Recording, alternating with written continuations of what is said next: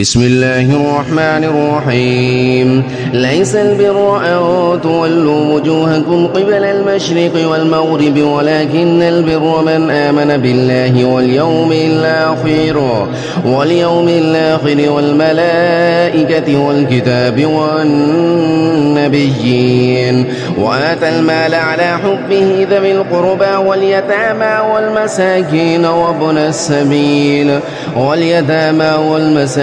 وابن السبيل والسائلين وفي الرقاب وأقام الصلاة وآتى الزكاة والموفون بعهدهم إذا عاهدوا والصابرين في البأساء والضراء وحين البأس أولئك الذين صدقوا وأولئك هم المتقون.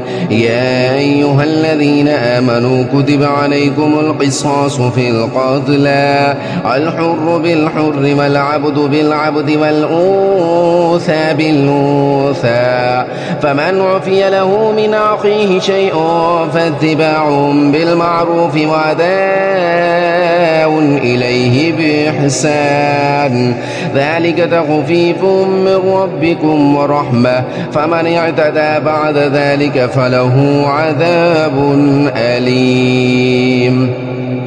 ولكم في القصاص حياة يا أولي الألباب لعلكم تتقون. كتب عليكم إذا حضر أحدكم الموت إن ترك خيرا الوصية للوالدين والأقربين بالمعروف حقا على المتقين فمن بدله بعدما سمعه فإنما